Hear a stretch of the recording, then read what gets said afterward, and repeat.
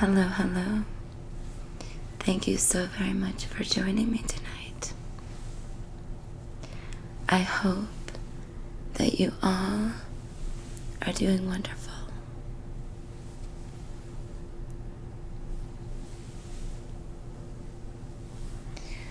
Tonight, I would like to delve into Chapter 2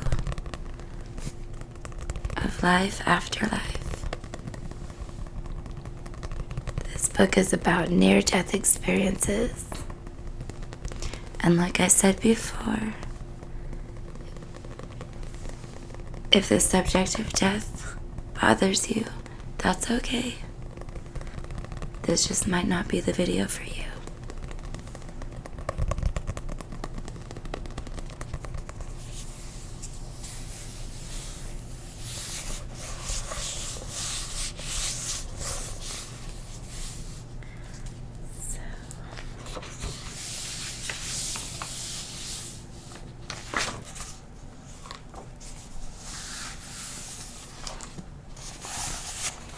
Chapter 2.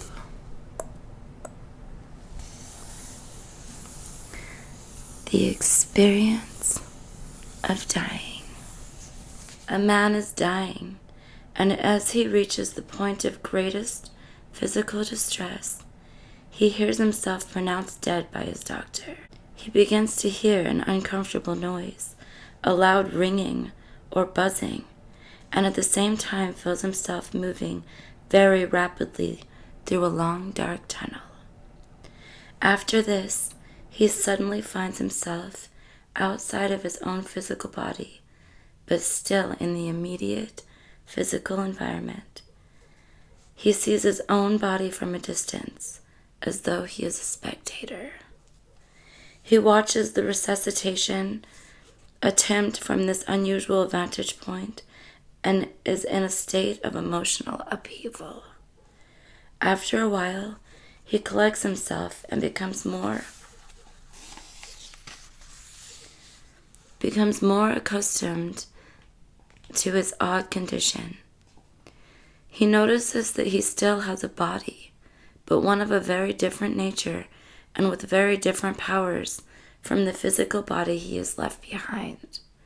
Soon other things begin to happen. Others come to meet and to help him. He glimpses the spirits of relatives and friends who have already died, and a loving, warm spirit of a kind he has never encountered before. A being of light appears before him. This being asks him a question, non-verbally, to make him evaluate his life, and helps him along by showing him a panoramic, instantaneous playback of the major events of his life. At some point, he finds himself approaching some sort of barrier or border, apparently representing the limit between earthly life and the next life. Yet he finds that he must go back to earth, that the time for his death has not yet came. At this point, he resists, for by now he is taken up with this experience in the afterlife, and he does not want to return. He is overwhelmed by intense feelings of joy, love, and peace. Despite his attitude, though, he somehow reunites with his physical body, and he lives. Later, he tries to tell others, but he has trouble doing so. In the first place, he can find no human words adequate to describe these unearthly episodes. He also finds that others scoff, so he stops telling other people.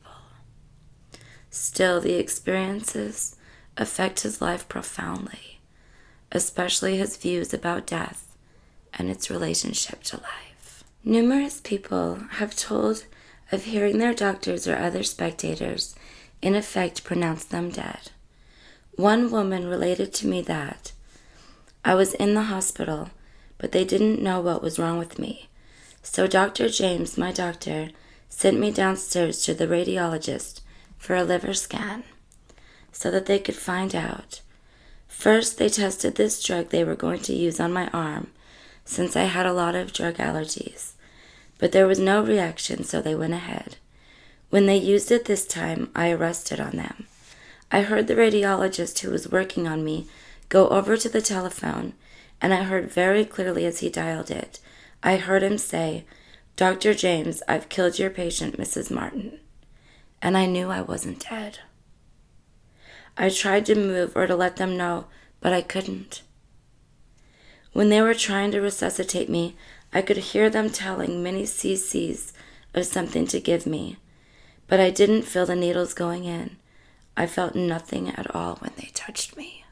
In another case, a woman who had previously had several episodes of heart trouble was seized with a heart attack, during which she nearly lost her life.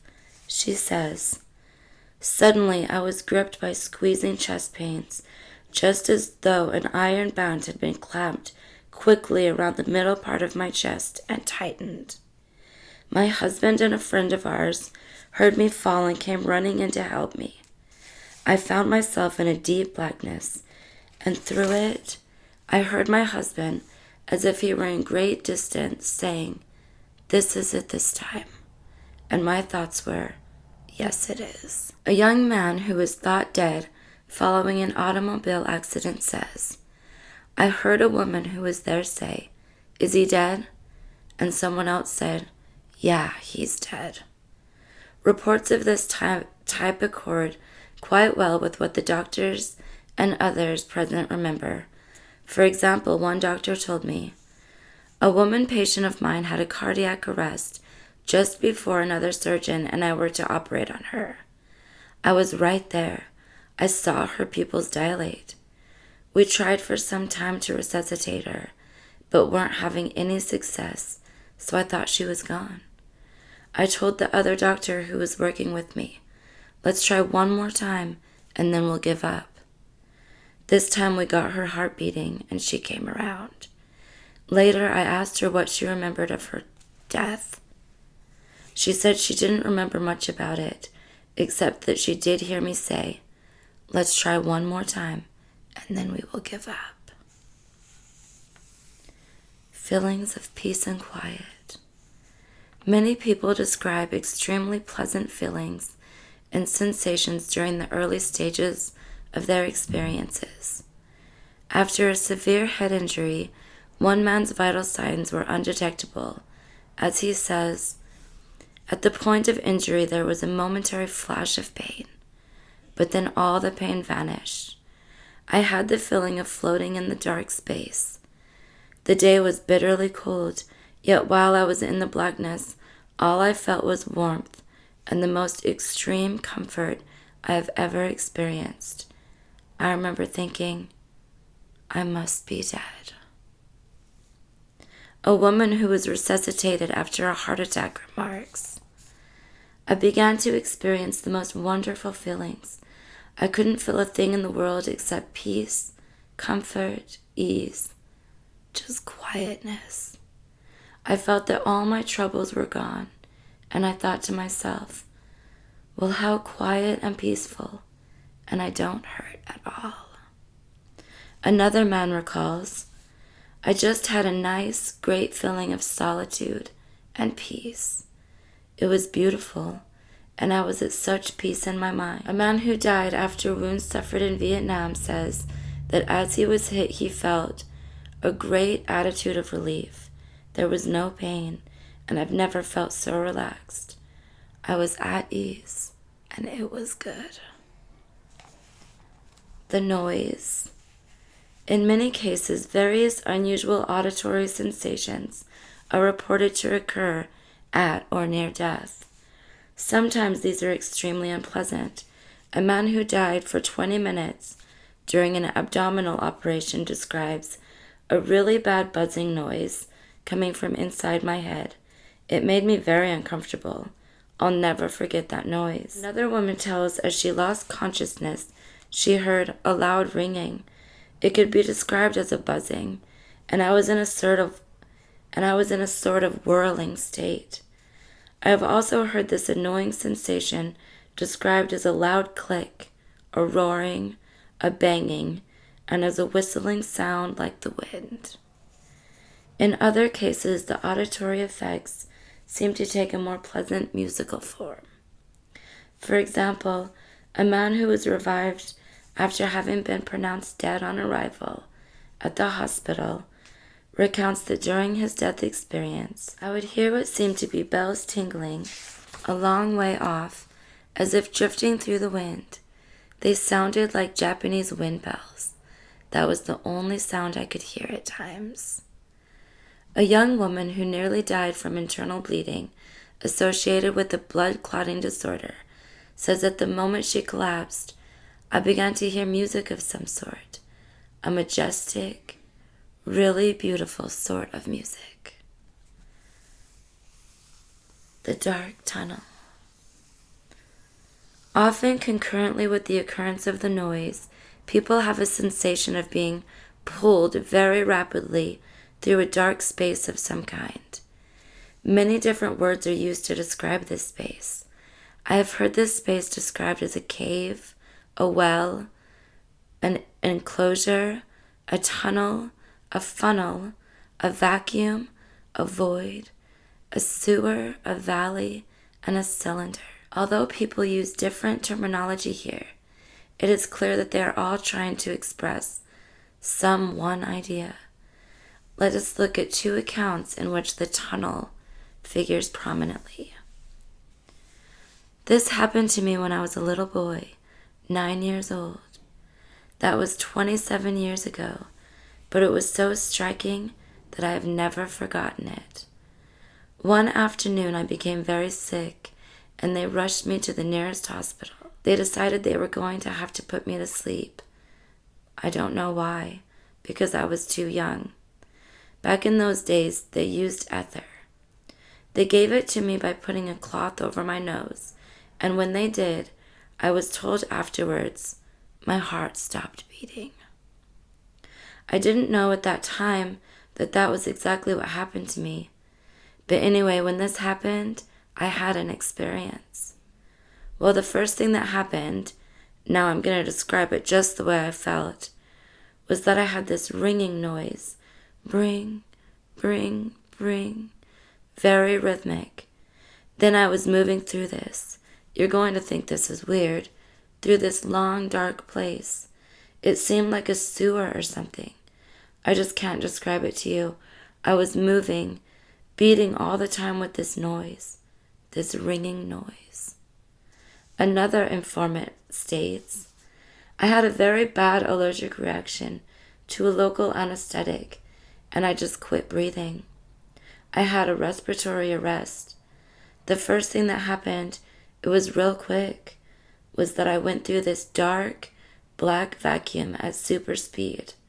You could compare it to a tunnel, I guess. I felt like I was riding on a roller coaster train at an amusement park, going through this tunnel at a tremendous speed. During a severe illness, a man came so near death that his pupils dilated and his body was growing cold. I was in an utterly black, dark void. It is very difficult to explain, but I felt as if I were moving in a vacuum, just through blackness. Yet I was quite conscious. It was like being in a cylinder which had no air in it. It was a feeling of limbo, of being halfway here and halfway somewhere else. I stayed in shock for about a week, and during that time, all of a sudden, I was escorted into this dark void. It seemed that I stayed there for a long time, just floating and tumbling through space. I was so taken up with this void that I didn't think of anything else. I had the feeling that I was moving through a deep, very dark valley. The darkness was so deep that I could see absolutely nothing, but this was the most wonderful, worry-free experience you can imagine. In another case, a woman that relates said, my doctor had already called my brother and sister in to see me for the last time. The nurse gave me a shot to help me die more easily. The things around me in the hospital began to get further and further away. As they receded, I entered headfirst into a narrow and very, very dark passageway. I seemed to just fit inside of it. I began to slide down, down, down. One woman who was near death after a traffic accident drew a parallel from a television show. There was a feeling of utter peace and quiet, no fear at all, and I found myself in a tunnel of circles. Shortly after that, I saw a TV program called The Time Tunnel, where people go back in time through this spiraling tunnel. Well, that's the closest thing to it that I can think of. A man who came very near death drew a somewhat different parallel, one from his religious background. Suddenly, I was in a very dark, very deep valley. It was as though there was a pathway, almost a road, through the valley, and I was going down the path. Later, after I was well, the thought came to me, well, now I know what the Bible means by the valley of the shadow of death, because I've been there.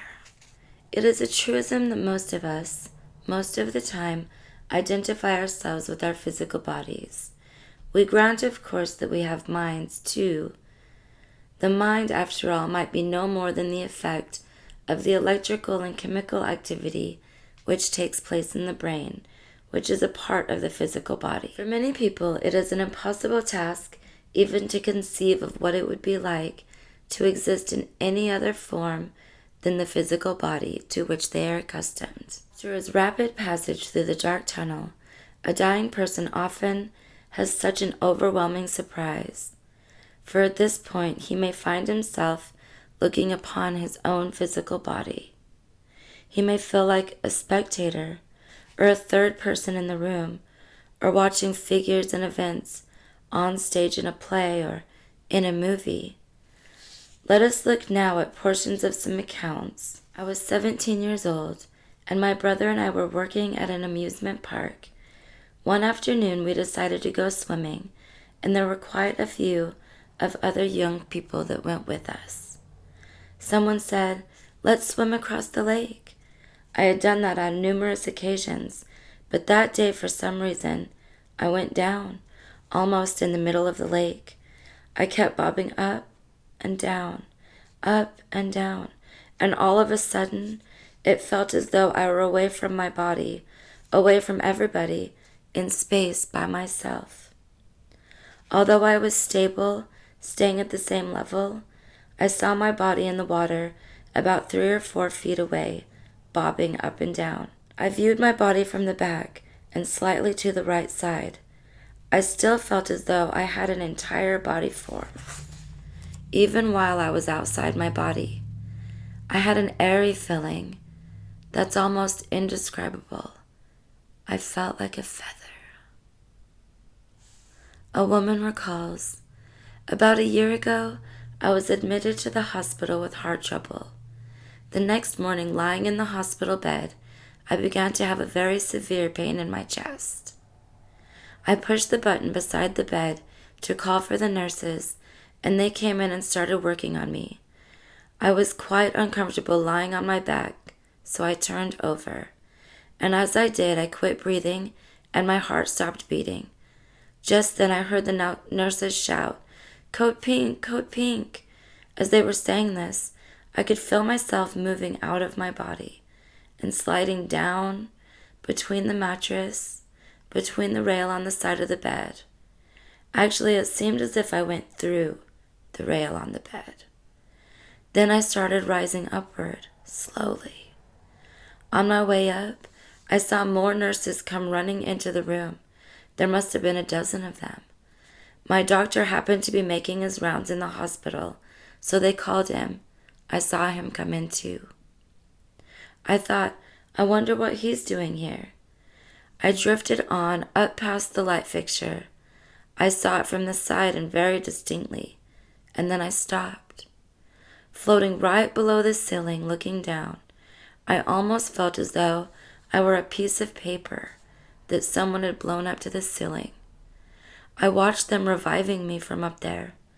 My body was laying down there, stretched out on the bed, in plain view, and they were all standing around it. I heard one nurse say, "Oh my God, she's gone," while another one leaned down to give me mouth to mouth.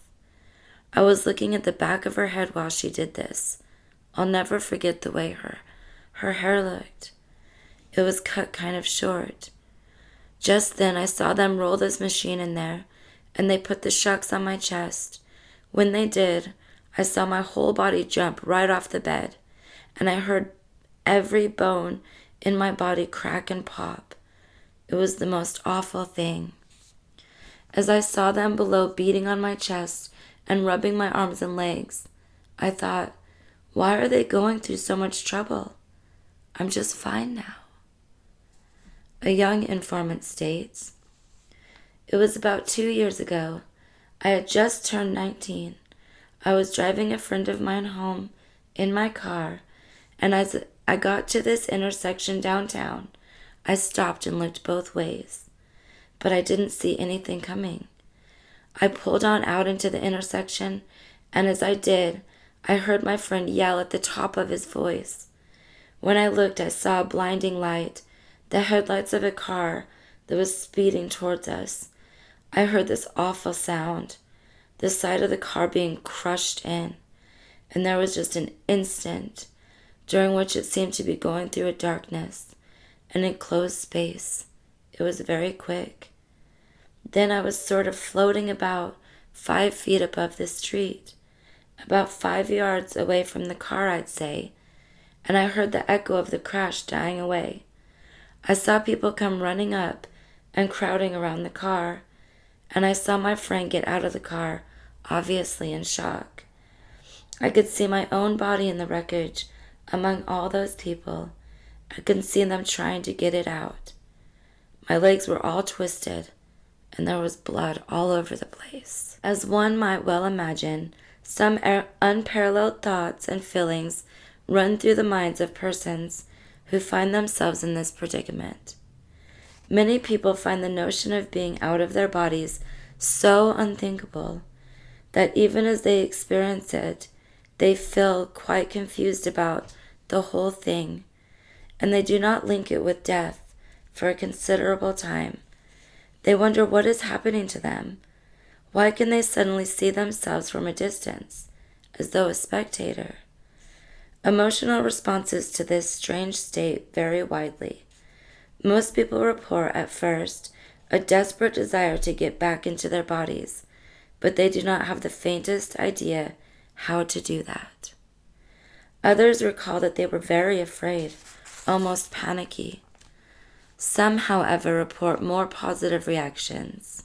I became very seriously ill, and the doctor put me in the hospital. This one morning, a solid gray mist gathered around me, and I left my body. I had a floating sensation as I felt myself get out of my body, and I looked back. I could see myself on the bed below, but there was no fear. It was quiet, very peaceful and serene. I was not in the least bit upset or frightened. It was just a tranquil feeling, and it was something that I didn't dread. I felt that maybe I was dying, and I felt that if I did not get back in my body, I would be dead, gone.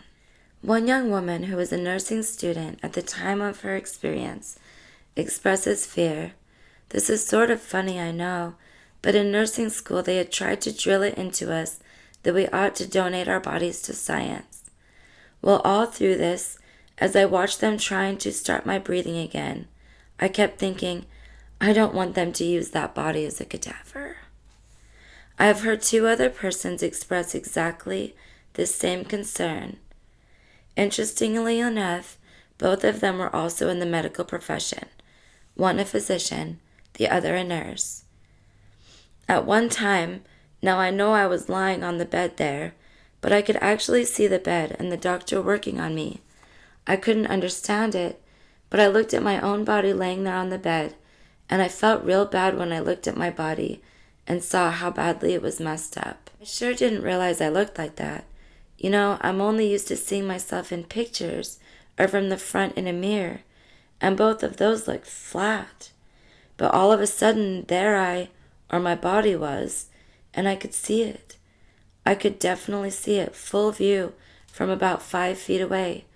It took me a few moments to recognize myself. One man, a physician, tells how during his clinical death, He was beside the bed looking at his own cadaver, which by then had turned the ash-gray color assumed by bodies after death. Desperate and confused, he was trying to decide what to do. He decided to just go away, as he was feeling very uneasy. As a youngster, he had been told ghost stories by his grandfather, and he didn't like being around this thing that looked like a dead body, even if it was himself. At the other extreme, some have told me that they had no particular feelings at all towards their bodies. One woman, for example, had a heart attack and felt certain she was dying. She felt herself being pulled through darkness, out of her body, and moving rapidly away. I didn't look back at my body at all.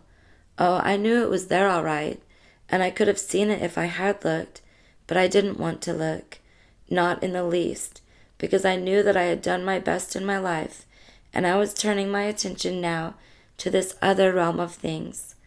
I felt that to look back at my body would be to look back at the past, and I was determined not to do that.